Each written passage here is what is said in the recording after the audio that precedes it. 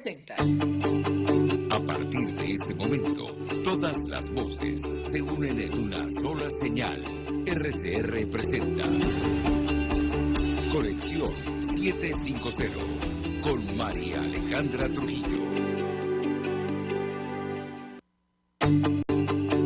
Muy buenas tardes, amigos de Radio Caracas Radio. Todo el equipo que trabaja para ustedes a partir de esta hora los saluda, variada y abundante información que compartir y analizar, como es costumbre la tarde de hoy. Esto es Conexión 750. Comenzamos. ¿Qué está pasando en este país? Y saludamos a esta hora al presidente de la Federación Nacional de Ganaderos, Armando Chacín. Gracias por atendernos. Muy buenas tardes.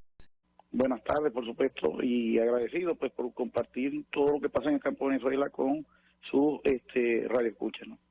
Pues mucho interés de análisis acerca del tema que nos ocupa, que tiene que ver con la producción de alimentos en Venezuela, y esto pasa por los recientes anuncios sobre la entrega a inversionistas extranjeros de buena parte de nuestro territorio para, en teoría, la producción de alimentos en nuestro país. ¿Qué puede decirnos? Lo escuchamos. Sí, yo creo que lo más interesante e importante que hemos venido diciendo nosotros respecto a ese tema, primero es que no hay una información muy clara. Si se la van a entregar, no la van a recibir, o sea, ese tipo de cosas que de una u otra manera pues preocupa a los productores agropecuarios del país.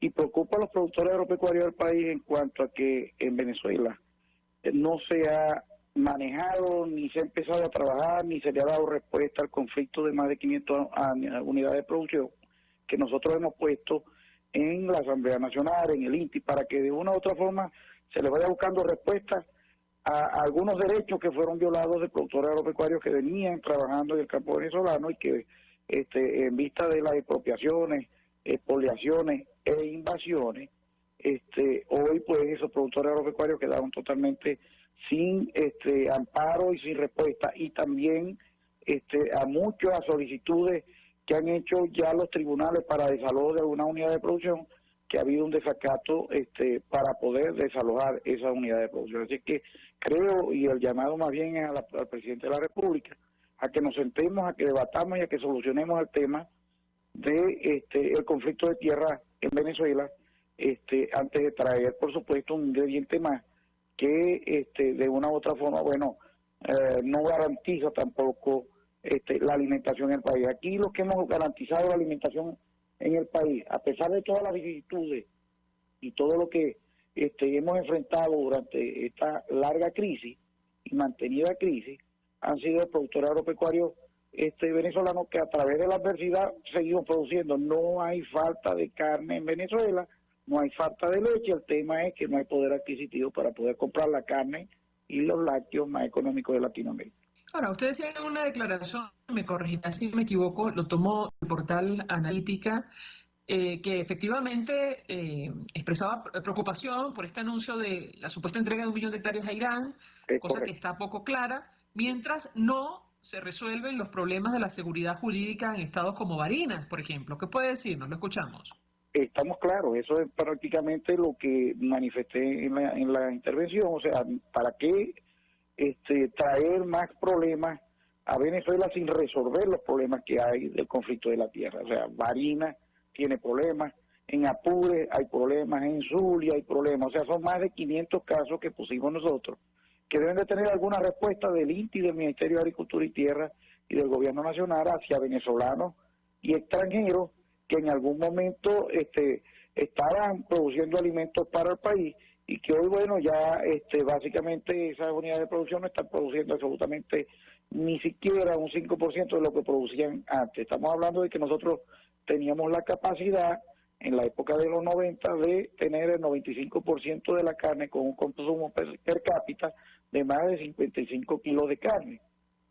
Y en lácteos, el consumidor venezolano estaba acostumbrado a consumir alrededor de 125 litros de leche per cápita, y por supuesto, si lo comparamos con hoy, tenemos que apenas vamos llegando nuevamente a 10 kilos de carne de res para un total de 25 de las 4 especies, y en lácteos estamos muy por debajo de 40 litros de leche per cápita. O sea, la diferencia es bastante grande. Ahora, el potencial para que pueda venir inversionistas extranjeros, si lo hay. Venezuela tiene más de 34 millones de hectáreas para producir alimentos y en el mejor de los casos llegamos a 10 y de ahí se expropiaron 5. Entonces quiere decir que tenemos la capacidad y tenemos la necesidad de tener inversión extranjera en vista de la gran cantidad de dinero que hay que meterle a los sectores productivos del país. El sector agrícola y pecuario necesita alrededor de 20.000 millones de dólares para poder llegar a los niveles que tenía anteriormente y poder de alguna forma combatir todo lo que tiene que ver con tecnología, que estamos atrasados, todo lo que tiene que ver con financiamiento para poder rumbar algunos proyectos importantes para producir más alimentos. Y creo yo que el tema es que nosotros creemos que en este momento debiéramos estar abocados a resolver los problemas que causaron las expropiaciones, las invasiones y las políticas mal implementadas o mal instruidas en el tema de la tierra. Y antes de decir que estoy alegre, pues no, estamos preocupados porque aquí hay personas que de una u otra forma pues son útiles al país, que no tienen en dónde producir porque le quitaron su tierra. Ahora, esta cantidad de dinero, estos 20.000 millones de dólares tendrían que invertirse ¿durante cuánto tiempo para recuperar la producción y volver a los niveles de antes? Bueno, te puedo decir muy fácilmente, María Alejandra, es muy difícil que un país en las condiciones que se encuentra Venezuela pueda retomar sin financiamiento. No estamos pidiendo que se dé, nosotros no creemos que nuestro sector deba practicarle las condiciones para que pueda pagar, pero tenemos una tecnología atrasada de más de 40 años. Tenemos tractores que ya están en desuso, que están caminando, bueno, porque ingeniamos para que puedan trabajar, y maquinaria y equipo. Pero un tractor hoy en día cuesta 40, 50 mil dólares y difícilmente lo puede hacer un productor agropecuario desde sus pulmones.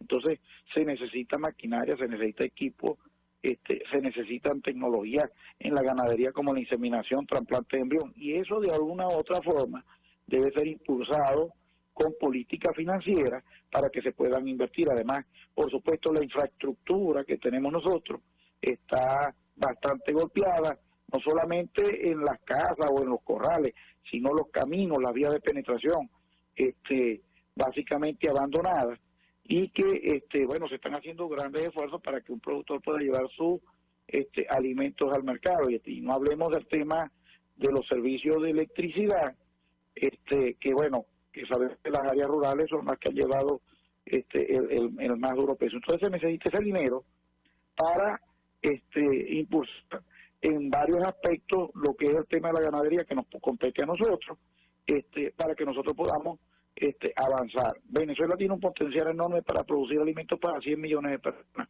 pero ahora bien, si no nos ponemos de acuerdo, no evaluamos bien y dejamos bien clara la propiedad en el país, simplemente vaya a haber éxito para conseguir financiamiento para poder nosotros sacarle el lustre al potencial que tiene en cuanto a la ganadería y la agricultura a Venezuela.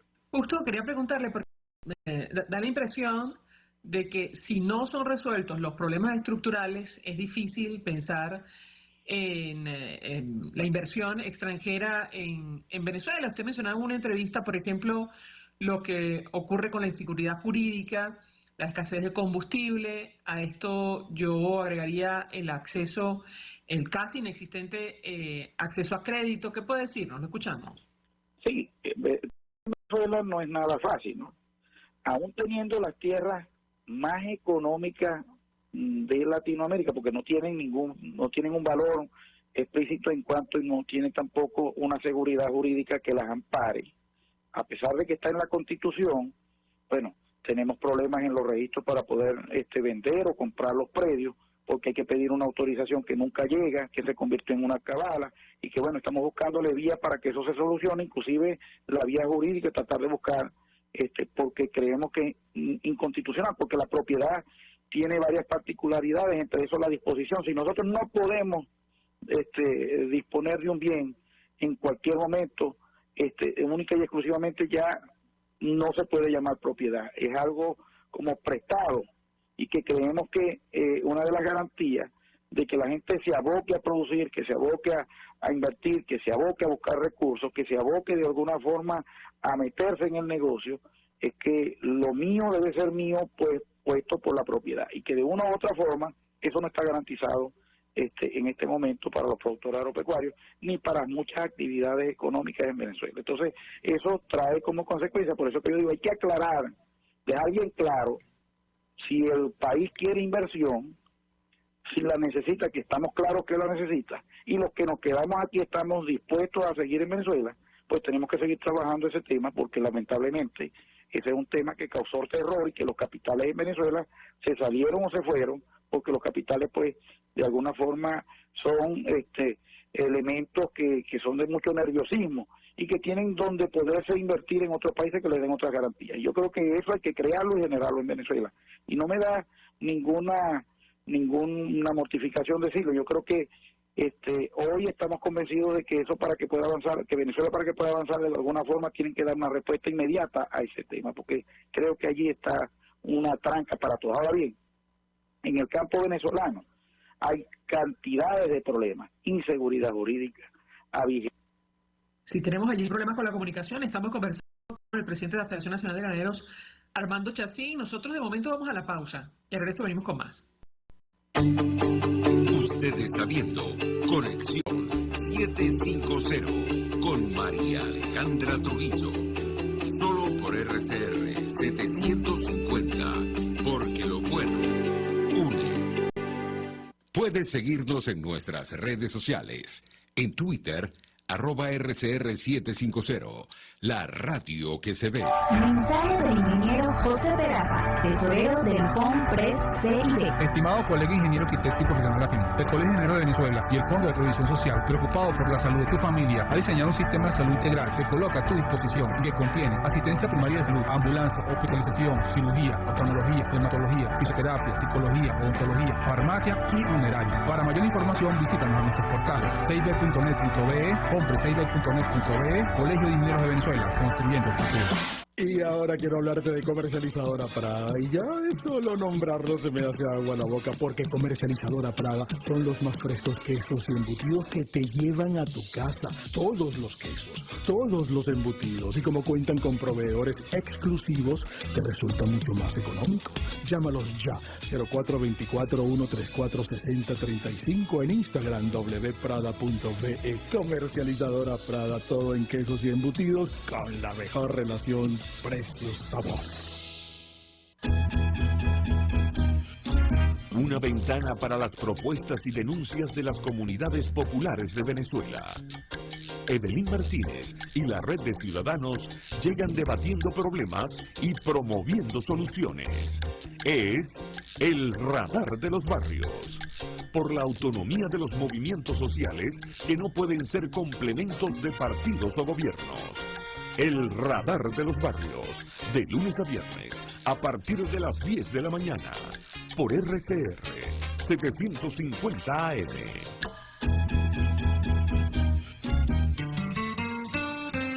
RCR 750 AM, porque lo bueno une.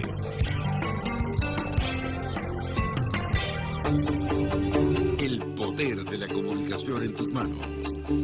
Conexión 750 con María Alejandra Trujillo. Solo por RCR 750, la radio que se ve. Continuamos en Conexión 750, conversando en esta parte del programa con Armando Chacín, el presidente de la Federación Nacional de Ganaderos. Retomamos comunicación con él. Y yo le daría la palabra para terminar la idea, antes de perder comunicación.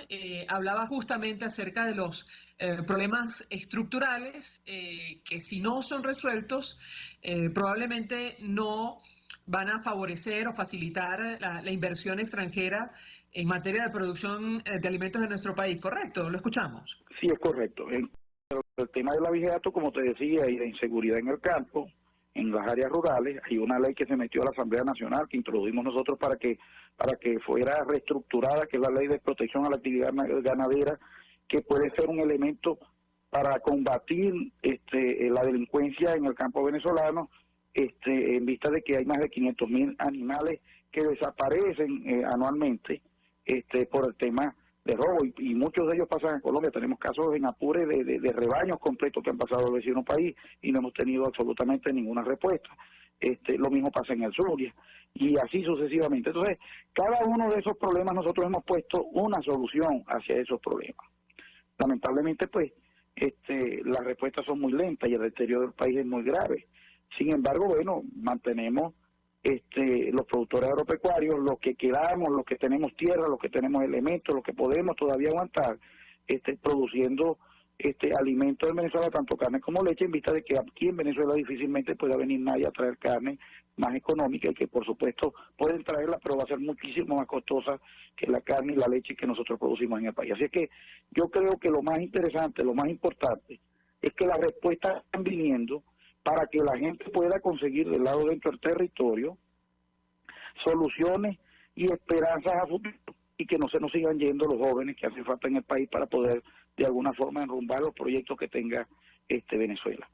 Los que nos hemos quedado en el país estamos buscando soluciones para poder vivir lo mejor que podamos vivir en Venezuela y que de una u otra forma nos las hemos ingeniado para pasarla lo mejor que la podamos pasar, y no podemos apostar tampoco a que nos caiga el techo encima, porque difícilmente pues nosotros podemos crear más años. Se nos está pasando las etapas de nuestra vida y que nosotros tenemos que tratar de mantener nuestra unidad de producción como lo hicieron nuestros padres y nuestros abuelos para podérsela dejar a las generaciones futuras. Es una obligación que tenemos nosotros con el país, no con ningún gobierno, con el país, y que bueno, que yo creo que eso de una forma obliga pues a trabajar por Venezuela. Ahora, menciona nuestro invitado el tema de la vigiato, la inseguridad en el campo.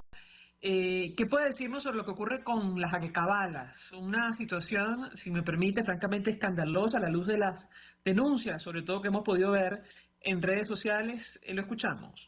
Bueno, es un escándalo prácticamente a diario, en donde algunos representantes de los actores de seguridad que están en las alcabalas de algunas vías o troncales de Venezuela, de una u otra forma quieren solucionar sus problemas metiéndole la mano al bolsillo a los transeúntes, a los que pasan por allí sin ninguna visión lógica de resguardar. Podemos pasar lo que queramos, pero si llevas de acuerdo a la cantidad que puedas. Eso es el reflejo que tienen las alcabalas hoy en día de los cuerpos de seguridad del Estado, y que hemos tenido algunos avances en el Ministerio de Relaciones Interiores. Esperamos que sea así. Hemos visto como hoy por hoy lo que se denuncia y lo que sale a la luz pública y lo que se hace viral inmediatamente tiene una respuesta, y es el único mecanismo que le ha quedado al ciudadano venezolano para poderlo hacer, en vista de que es difícil poder enfrentar para todos los productores agropecuarios del país, o tanto agrícolas como pecuarios, 16, 18 alcabalas para poderla llevar los alimentos a los centros de consumo.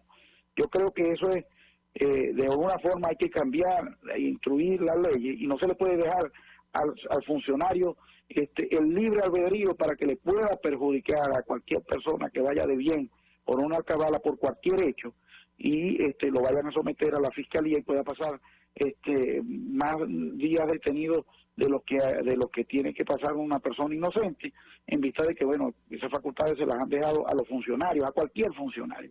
Yo creo que debe haber también una norma en donde esos funcionarios sean duramente disciplinados y castigados, y que si es posible sean dados de baja para que de una u otra manera empecemos a tener confianza. Entendemos la situación del funcionario. Yo me pongo en sus zapatos. Una persona que debe cumplir unos horarios y que de una forma no tiene un sueldo digno, pero no puede ser a través de lo que pasamos por las vías de comunicación o por las alcabalas o los dispositivos de seguridad, que ellos puedan resguardar las necesidades en sus hogares. Yo no comparto eso, pues, porque eso queda totalmente fuera del tema de seguridad, y queda también fuera del tema de respeto, de confianza y de honestidad que debiera tener un funcionario público. Así que hay mucho que hacer, mucho que construir, y los que quedamos aquí en Venezuela tenemos que hacer un gran esfuerzo por seguir la denuncia. Yo llamo a los productores agropecuarios a que denuncien a través de las asociaciones bases y no vayan a llegar a eso. Lo estamos llevando hasta el mismo Ministerio de Relaciones Interiores la denuncia. No lo hacemos por debajo, no se quedan abajo. y bueno, y hemos llevado hasta la fiscalía y hemos conseguido algunas respuestas, algunos resultados, y tenemos que decirlo claramente al país, porque creo que de eso se trata. Ahora, hemos escuchado denuncias según las cuales los productores pierden más de la mitad de lo que producen, lo que transportan en el camino, producto de la acción de estos efectivos de seguridad en las alcabalas. Yo quisiera confirmar con usted esta información y, por otra parte, ¿qué le dicen en el Ministerio de Interior? Lo escuchamos. Sí, empecemos por lo del Ministerio de Relaciones Interiores. Se ha construido pues una comisión, que es la Comisión de Seguridad Rural, a nivel nacional, y se ha ido haciendo también a través de las ODI y de las redes de cada uno de los estados, buscándole solución a este tema para que tenga, por supuesto, respuesta inmediata a cada uno de los temas y de los casos en Venezuela, que, como digo, es escandaloso el tema de los casos que acabamos de decir, ¿no? Muchos productores agropecuarios, muchos distribuidores o transportistas denuncian que, bueno, que tienen que bajar bastante. Sí, tienen que bajar bastante. Perdimos comunicación nuevamente con el presidente de FEDENAGA, Armando Chancín, hablando acerca de la situación del campo venezolano en este momento. ¿Aló?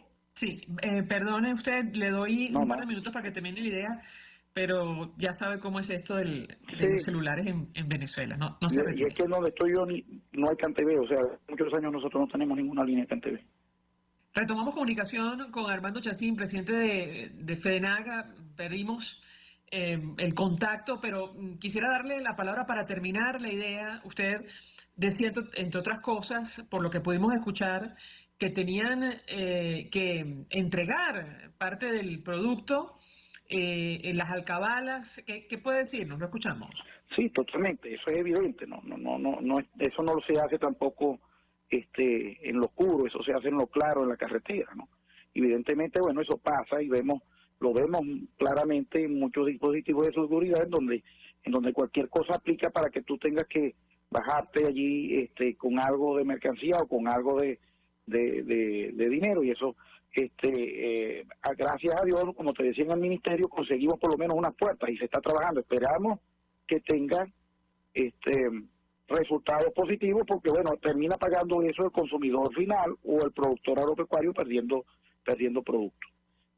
Lo que creemos nosotros es que, indiferentemente, sabemos la situación de cada uno de los funcionarios y de los ciudadanos de Venezuela, pero no pueden ser los sectores productivos del país los que pueden mejorarle los sueldos y los salarios, o que los que pueden mejorarle su situación de alimentación en sus hogares. Yo creo que cada quien aquí tiene que luchar para que pueda mejorar y que el Estado pues empiece a dar respuesta a cada una de las instituciones que están bajo su mano. No vemos normal eso, para nada. Se ha ido combatiendo. Hemos hecho las denuncias por todas las vías, por todos los casos, por los medios de comunicación, porque de una u otra forma, bueno, hay que levantar la voz, y nosotros estamos llamando a los productores agropecuarios a que denuncien, que lo hagan por intermedio de las asociaciones y de las federaciones, que nosotros vamos a estar pendientes para poder llevar correspondientemente a donde tengan, pero una denuncia que sea concreta, que sea muy clara y que tenga los elementos suficientes para poder nosotros pedir respuesta ante el Ministerio de Relaciones Interiores.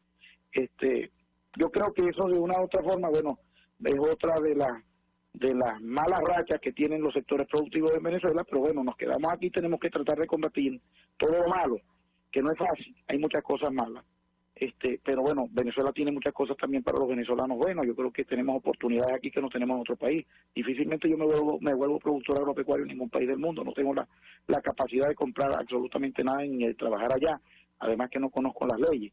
Y bueno, y me decidí a quedar en Venezuela porque considero que yo estoy tratando de sostener un patrimonio que no es mío, que es un patrimonio familiar y que viene de generación en generación, y que yo tengo una obligación de dejarlo más adelante. Por eso es que nosotros seguimos apostando, seguimos luchando a tratar de que tengamos las condiciones mínimas para poder nosotros mantener nuestra Santa María de arriba. No es fácil, vuelvo a repetir, todos sabemos exactamente lo que está pasando en Venezuela, y estamos tratando y trabajando para poder tener mejores condiciones, lo que decidimos quedarnos aquí. Armando Chancín, 1 millón de gracias por atendernos, acompañarnos estos minutos, presidente de la Federación Nacional de Ganaderos, expresando opinión y análisis acerca del tema que debatimos en esta parte del programa, que tiene que ver con la situación del sector alimentos en nuestro país. Nosotros vamos a la pausa y al regreso venimos con más. Estás en sintonía de Conexión 750 con María Alejandra Trujillo. Solo por RCR 750. Porque lo bueno, sintonícenos a través de Periscope, @RCR750, la radio que se ve. Mensaje del ingeniero José Peraza, tesorero del FONPRES CIB. Estimado colega ingeniero arquitecto y profesional afín, el Colegio Ingeniero de Venezuela y el Fondo de Previsión Social, preocupado por la salud de tu familia, ha diseñado un sistema de salud integral que coloca a tu disposición y que contiene asistencia primaria de salud, ambulancia, hospitalización, cirugía, oftalmología, dermatología, fisioterapia, psicología, odontología, farmacia y funeraria. Para mayor información, visítanos a nuestros portales cib.net.be, comprecib.net.be, Colegio de Ingenieros de Venezuela, construyendo el futuro. Mis amigos, quiero hablarles de Dilab Biodiagnóstico, un nuevo laboratorio clínico con un concepto original. Además de estar dotado con los equipos de la más reciente tecnología y el personal de más alta calificación, Dilab Biodiagnóstica te ofrece ambiente y trato amables y los precios más económicos en todos tus exámenes de laboratorio. Pide tu cita en el 0212-945-5788. Dilab Biodiagnóstica. Decisión y confianza en laboratorio clínico.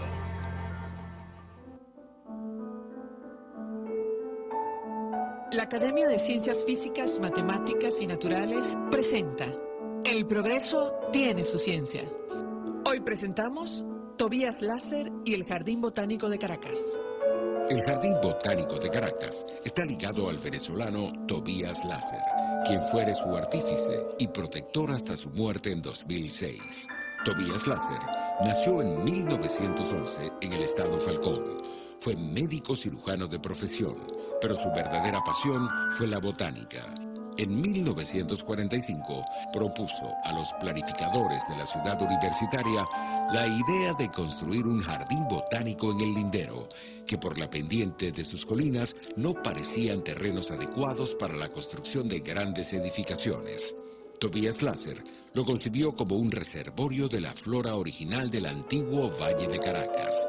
Este parque, conformado por 70 hectáreas que se extienden hasta la parroquia San Agustín, llegó a albergar más de 1.700 especies de plantas autóctonas y exóticas y la mayor y más variada colección de palmas de Sudamérica. Poco después, se funda en sus instalaciones el Instituto Botánico y el Herbario Nacional. En el año 2000, el Jardín Botánico, junto a la ciudad universitaria, fue declarado por la UNESCO Patrimonio Cultural de la Humanidad, denominación que compromete al Estado venezolano a aportar los recursos necesarios para su conservación. Tobías Láser recibió numerosos reconocimientos. Entre ellos, recibió el Premio Nacional de Conservación y un doctorado honoris causa de su alma mater, la Universidad Central de Venezuela, y fue individuo de número y presidente de la Academia de Ciencias Físicas, Matemáticas y Naturales.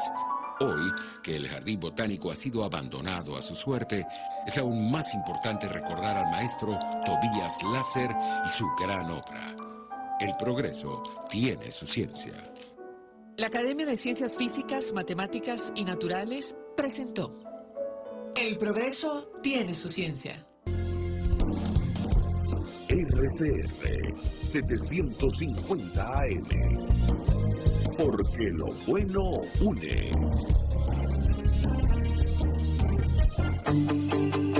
María Alejandra Trujillo te acompaña en Conexión 750. Solo en RCR 750. La radio que se ve.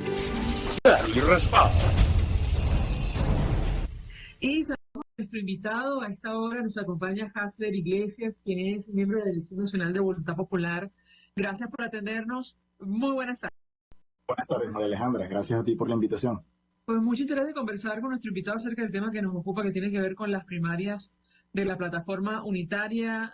Voluntad Popular se ha pronunciado sobre este tema en específico y entiendo que una de las exhortaciones que ha hecho es a convocar este proceso en los primeros meses de 2023, ¿correcto? ¿Qué puedes decirnos? Sí, así es. El fin de semana pasado el partido realizó nuestro encuentro federal de activistas, que es la máxima instancia de decisión del partido, donde se reúne la dirección nacional junto con las direcciones de cada uno de los estados de nuestro país, y los sectores sociales representados en nuestro partido. Y el planteamiento fueron varios puntos. Uno de ellos, quizás el más visible, es el de solicitar que se convoquen las elecciones primarias para el primer trimestre del año 2023. Y eso, para un poco entendiendo que no podemos esperar, es el planteamiento que está ahí, no podemos esperar al último momento, no podemos tampoco esperar que una eventual negociación, como se ha conocido el proceso de México, arroje las condiciones mínimas para luego pasar a organizarnos, sino que tenemos que asumir un rol proactivo y organizarnos y, entre muchas otras cosas, resolver la atomización que tiene hoy el sector opositor en Venezuela, y qué mejor manera de hacerlo dándole la decisión a la gente, que sea la gente quien decida, no simplemente el candidato a una eventual elección presidencial, sino yo creo que más importante que eso, porque hoy por hoy no existen condiciones para que esa elección sea verdaderamente libre, justa y competitiva, sino que más que eso sea la elección del nuevo liderazgo que todos los demás sectores tengan que reconocer, que todos los partidos que participen en esa elección primaria se sumen al liderazgo de la persona que resulte electa, y que de esa forma ya no haya esta competencia que hemos visto lamentablemente, y que al final es natural en política, de quién tiene la razón y quién tiene la potestad del liderazgo. Ahora, no son la única organización que está pidiendo que se establezca una fecha para las primarias. Recientemente la Causa R ha hecho lo propio. ¿Cuál ha sido la respuesta de la plataforma unitaria? Te escuchamos. Sí, la plataforma unitaria ha sido, se ha estado configurando en los distintos estados. Hace poco vi, por ejemplo, el anuncio de la plataforma unitaria de Caracas, que esto es una instancia de articulación entre distintos partidos políticos que se ha venido formalizando en todos los estados a nivel nacional.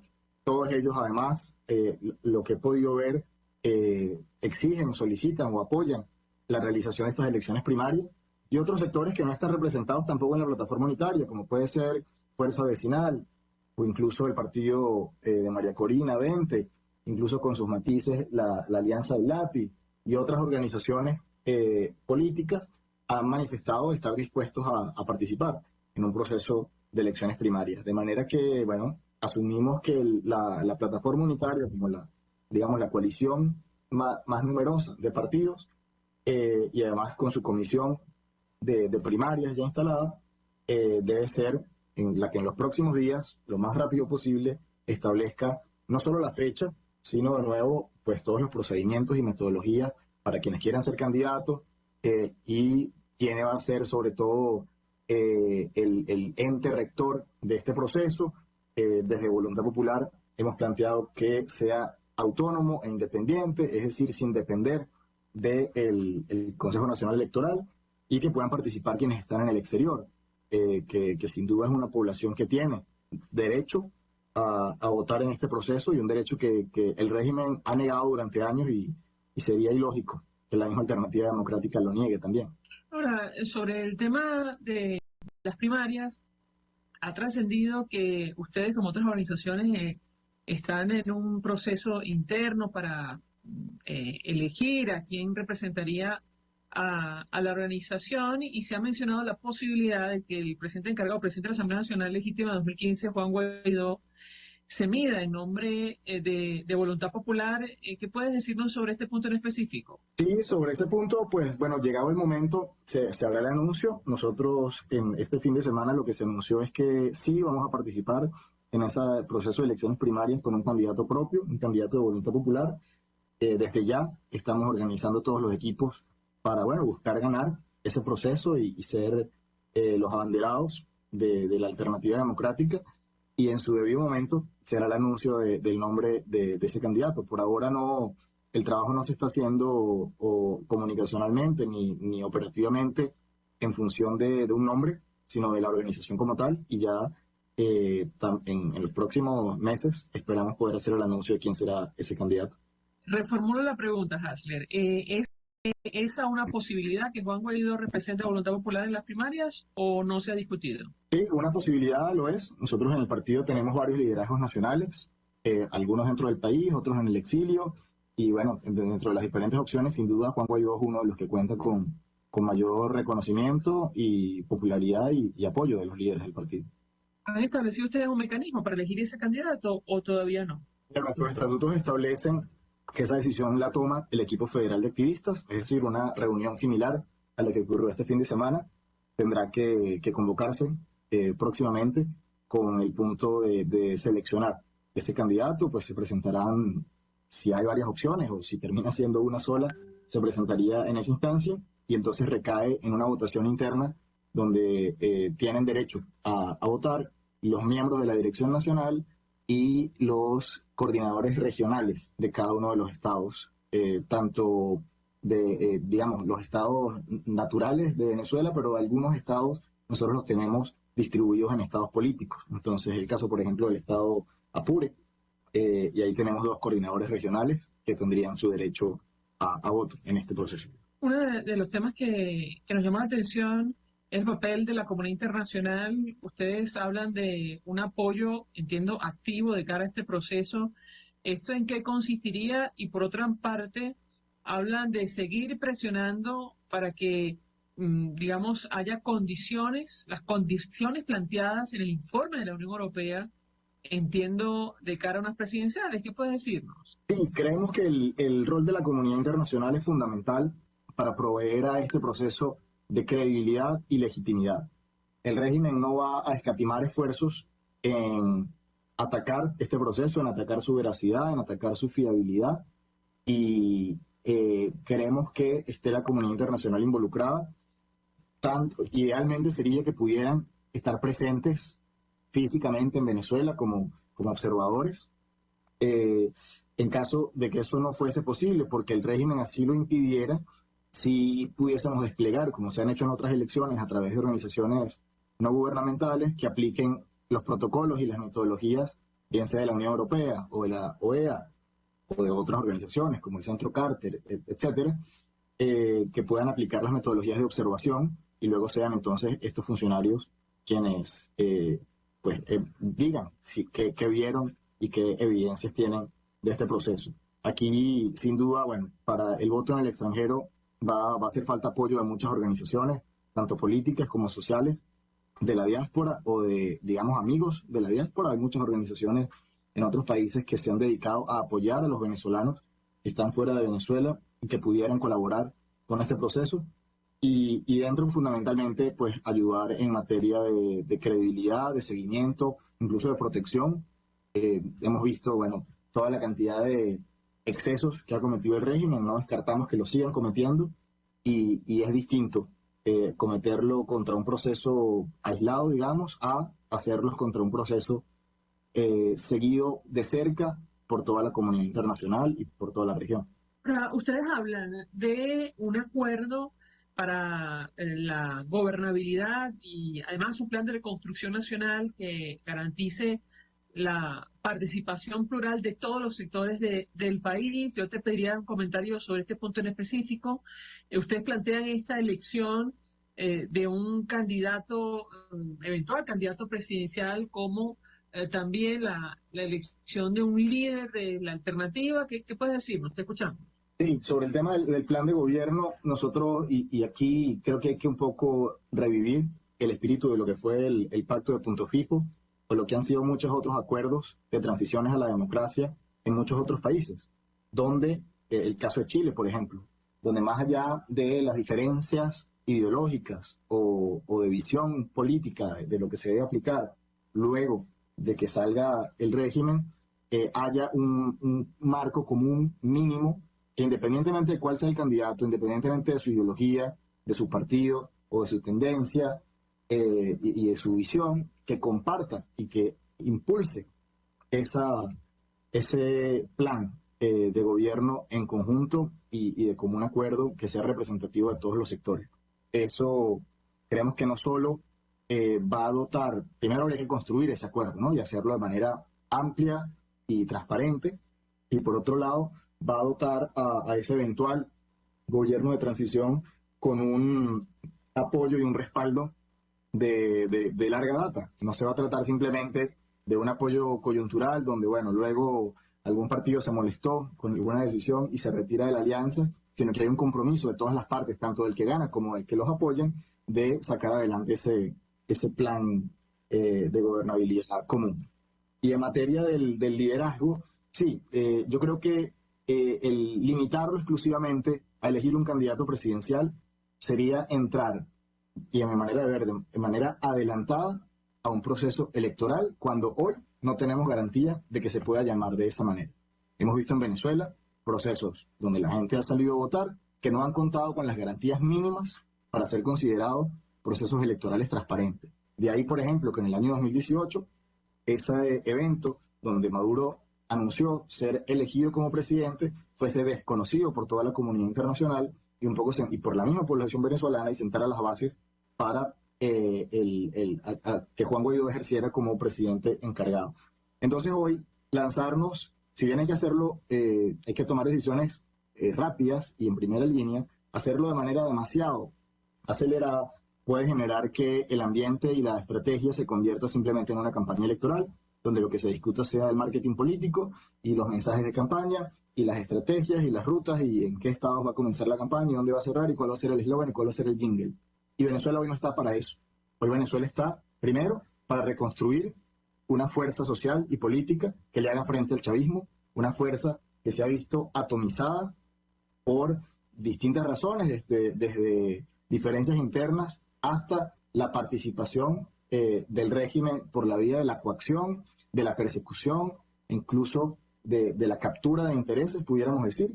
Ese espectro político que se enfrenta a la dictadura de Nicolás Maduro debe ser recompuesto y qué mejor manera de que, bueno, compitan no simplemente los planes de gobierno, sino también las estrategias para hacer frente a esta situación que hoy vivimos. Y que no haya ningún partido que diga yo no tengo por qué seguir a este o a este otro, sino que ya hayan unos resultados electorales donde sea la gente quien decida y el que cuente con el respaldo popular pues sea apoyado y respaldado por el resto. Eso va a implicar sin duda que haya un acuerdo firmado de todos los partidos y de todos los candidatos. Esto no se puede limitar exclusivamente a los 5, 6, 10, 15 o 20 candidatos que se inscriban, sino a todas las organizaciones políticas que estén detrás y las organizaciones sociales que se quieran sumar a este proceso. Y eso implica que, supongamos un escenario donde, y quizás en política no se habla mucho de escenarios negativos, pero yo creo que lo responsable es hacerlo. Si no se llegan a conseguir las condiciones electorales mínimas para que esa elección arroje un resultado favorable y de verdad represente la voluntad de los venezolanos, ese líder que fue elegido en primarias no desaparezca, porque no hubo nunca una elección presidencial, o si la hubo fraude, cualquier mecanismo, sino que esa persona que resultó electo mantiene su rol como líder de la coalición opositora o de la coalición de la Alternativa Democrática. También puede pasar que ocurre el escenario de Nicaragua. Tenemos que hacer una pausa para ir a publicidad. Regreso, quisiera el comentario de nuestro invitado al respecto. Lo hemos hablado con otros dirigentes políticos. Es decir, me refiero a la persecución de Daniel Ortega contra prácticamente todos los candidatos presidenciales para correr él solo en unos comicios presidenciales. Al regreso, quisiera un comentario. Después de la pausa te doy la palabra para contestar. Ya venimos. Escuchamos Conexión 750, solo por RCR 750, la radio que se ve. Puedes seguirnos en nuestras redes sociales, en Twitter, @RCR750, la radio que se ve. Mensaje del ingeniero José Peraza, tesorero del FONPRES CIB. Estimado colega ingeniero, arquitecto y profesional afín, el Colegio de Ingenieros de Venezuela y el Fondo de Previsión Social, preocupado por la salud de tu familia, ha diseñado un sistema de salud integral que coloca a tu disposición y que contiene asistencia primaria de salud, ambulancia, hospitalización, cirugía, oftalmología, dermatología, fisioterapia, psicología, odontología, farmacia y funeraria. Para mayor información, visítanos a nuestros portales cib.net.be, FONPRES.net.be, Colegio de Ingenieros de Venezuela, construyendo el futuro. Y ahora quiero hablarte de la estación de servicio del Club Hípico, esa misma frente al Terras Plazas. Te invito a que la sigas en su Instagram, @bpterrazas, donde en su historia están informando permanentemente la dinámica diaria en cuanto al servicio de surtido de gasolina. Con todos los mecanismos de pagos, la bomba Terrazas del Club Hípico cuenta con una gran tienda de conveniencia donde podrás encontrar todo lo que necesitas, tanto para ti como para tu carro, y también con atención de baterías Duncan. Estación de servicio Terrazas del Club Hípico. Calidad de servicio de primera clase. RCR 750 AM. Porque lo bueno une.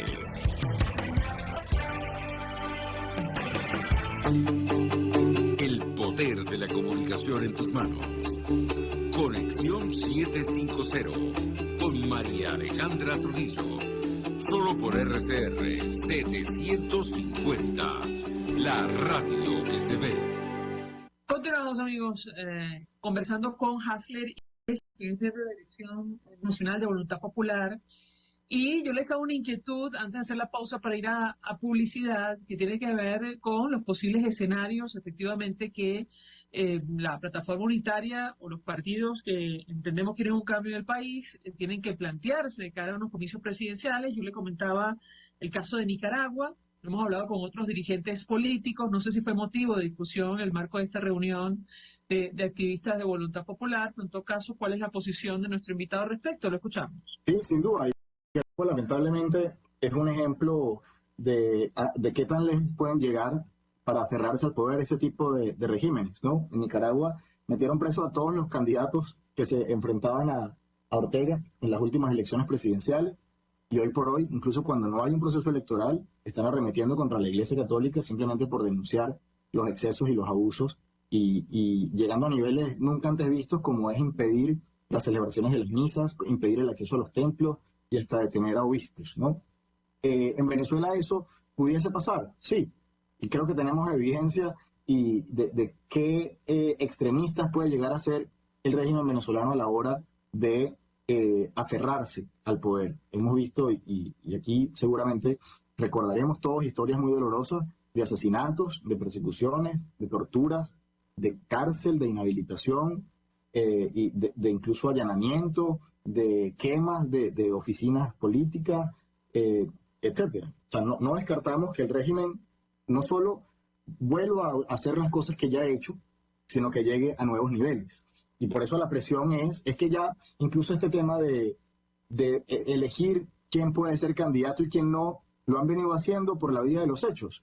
Por ejemplo, leí hace unos días, Antonio Ledesma manifestaba que él quería ser presidente, o que quiere ser presidente de Venezuela. Pero él se encuentra fuera del país y además con inhabilitación política. ¿Y quién decidió esa inhabilitación política? Bueno, una justicia controlada por el régimen de Nicolás Maduro. Y evidentemente desde el extranjero se complicaría mucho hacerlo. El mismo Leopoldo López también, desde que está fuera del país e inhabilitado políticamente, porque además recibió una sentencia firme, de nuevo, por una justicia injusta, como él mismo la ha llamado, y que sus aspiraciones presidenciales han quedado claras desde el año 2012 incluso. Entonces ya ahí hay, a pesar de, bueno, y digo, a pesar de que no estén presos, pero lo estuvieron, ambos casos estuvieron presos. Ya hay un filtro, pudiésemos decir, un primer filtro donde el régimen de Maduro ha decidido quiénes pudiesen participar y quiénes no. Y existe el riesgo de que ese filtro aumente, de que muchos de los que hoy están en Venezuela, por X o Y razón, bien sea por inhabilitaciones políticas, o por prisión, o por cualquier otro evento, pudiesen quedar excluidos de este proceso. Es una posibilidad. Y por eso nos referimos a que no tiene sentido lanzarse de una vez a una campaña electoral tradicional como si aquí no hubiese pasado nada, porque esos riesgos están sobre la mesa, y ojalá, si existe, se retoma un proceso de negociación, aunque cada vez vemos que las condiciones del régimen para retomar la negociación son más absurdas e ilógicas, como ahora el caso del avión que está detenido en Argentina, tienen que estar esas garantías, porque al final, y esto es importante decirlo, el hecho de que Antonio Ledesma o Leopoldo López o Enrique Capriles o María Corina Machado o quien sea no pueda ser candidato, no es simplemente una violación a los derechos de esa persona, sino que es para el elector una opción menos, o 2, o 3, o 4 opciones menos sobre las cuales elegir. No es simplemente el que es encarcelado, o el que es inhabilitado, o el que debe recurrir al exilio, el que sufre estas consecuencias, sino que es toda la población venezolana la que tiene menos opciones. Y en democracia, para poder elegir, hacen falta opciones. Nadie puede elegir entre una sola opción o entre dos que son muy parecidas. Debe haber diversidad de opciones. Y eso es lo que violan sobre todo a toda una población cuando pues buscan anular estas opciones de candidatos. De manera que para que esa elección presidencial que debe ocurrir en el año 2024 sea justa, libre y transparente, requerimos no solo garantías de que nadie va a ser forzado a ejercer su voto por una opción, no solo que no van a haber uso de fondos públicos, no solo que debe haber observación internacional, no solo que se debe permitir plenamente el trabajo de los testigos en los centros de votación, no solo que debemos contar con todas las garantías en la campaña y en la inscripción de candidatos, sino que también debe haber plena libertad para que, bueno, quienes quieran aspirar y ejercer su derecho a ser elegidos, pues lo ejerzan. Y también, y no se me puede olvidar, que los símbolos y la titularidad de los partidos políticos que han sido secuestrados por decisiones judiciales y del CNE de manera absolutamente tendencial, sean restituidas. Es el caso de Voluntad Popular, es el caso de Acción Democrática, es el caso, bueno, partidos que asumieron nombres y colores demasiado similares, como es el caso Primero Venezuela con Primero Justicia. Ese tipo de eventos donde hoy, por ejemplo, hoy Voluntad Popular no tiene la personalidad jurídica ante el CNE para inscribir un candidato. Y eso no solo nos afecta a nosotros como organización política, sino que también reduce las opciones que pudiesen elegir todos los ciudadanos venezolanos. Y eso debe cambiar para que ese proceso electoral ocurra y sea pues un paso más hacia la solución de los problemas en Venezuela. Obviamente, si no hay negociación y no hay condiciones mínimas para participar, ¿cuál sería la posición de Voluntad Popular? Mira, eso decirlo de manera adelantada pudiera ser, pudiéramos decir cuchillo para nuestra garganta, porque es muy fácil. Si yo te digo hoy, bueno, si no hay condiciones, bajo ningún concepto participamos, el régimen muy sencillamente puede decir, bueno, pues no les doy las condiciones y así me salgo de que participe.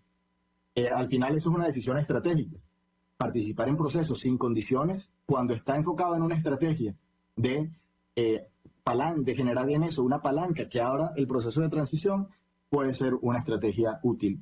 Hoy quizás es muy temprano para saberlo, hoy quizás es muy temprano para tomar esa decisión. Hoy lo cierto es que mientras haya una puerta abierta o una posibilidad de conquistar condiciones para ese proceso electoral, hay que hacer todos los esfuerzos para obtenerlas y eso creo que además generaría la fuerza, la movilización, la visibilidad y la presión para que en dado caso de que no se conquisten esas condiciones, el proceso electoral pueda utilizarse, no simplemente como en una democracia, un evento para elegir a un presidente, sino como un evento que detone un cambio en la población venezolana, bien sea porque salió toda la población a tomar una decisión y es inevitable que se ejecute, y eso implicaría sin duda el cambio de posturas de personas dentro de la estructura de poder que puedan abrir las puertas a esa situación, como situaciones de otra naturaleza que permitan cambios, incluso dentro de quienes hoy están en el poder y se le abra la puerta al cambio. Entonces, sin duda, hoy es muy temprano para decir si se participaría o no, con condiciones o sin condiciones. Hoy el plan es obtener las condiciones a toda costa, pero yo sí diría que hay ocasiones en la historia y en nuestro país donde procesos de esta naturaleza, aún sin condiciones, han servido para abrir procesos importantes a favor de los pueblos en donde hayan ocurrido. Iglesias, muy bien, gracias por nos acompañarnos estos minutos en la Dirección Nacional de Voluntad Popular, expresando opinión, análisis y compartiendo información valiosa en torno a la posición asumida por su organización sobre la participación en las elecciones primarias de la plataforma unitaria, exigiendo, entre otras cosas, que se realicen en el primer trimestre de 2023. Gracias. Nosotros Nos despedimos y lo hacemos a nombre de Sky Bienestar en la Dirección General de la Estación, en la gerencia de producción Willy Calla, en la producción Jay Pacheco, en los controles Gregorio González, quien tuvo el inmenso placer de acompañarles, María Alejandra Trujillo.